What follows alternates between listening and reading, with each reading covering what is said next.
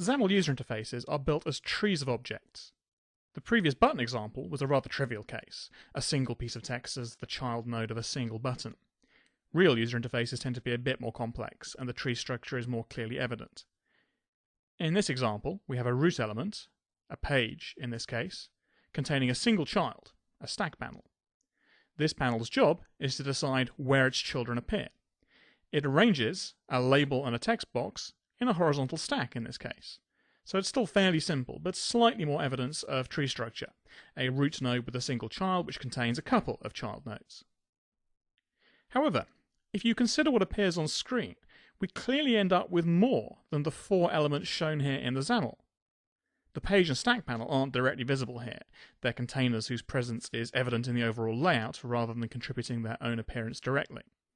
But you can see the name label on the left and a text box on the right.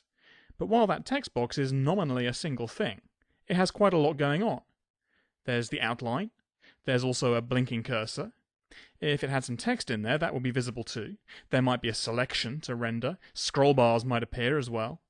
The humble text box can end up with lots of individual parts. So while it can make sense to consider it as a single element, it can also be reasonable to consider it as a composite entity with lots of parts. WPF therefore presents 2 views onto the UI structure to the code. The logical tree, which is what we're looking at here, and then the visual tree. This includes everything that is required to make the user interface visible.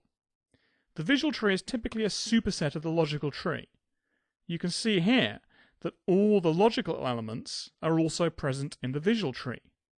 So these 2 trees are really just 2 different views onto the same set of objects that make up the UI. The logical tree leaves out a lot of detail, enabling you to focus on the coarse structure of the user interface and to ignore the details of exactly how it has been presented. And the logical tree is what you use to create the basic structure of your user interface. The visual tree will be of interest if you're focusing on the presentation. For example, if you wish to customize the appearance of a text box, you will need to get involved with the visual tree.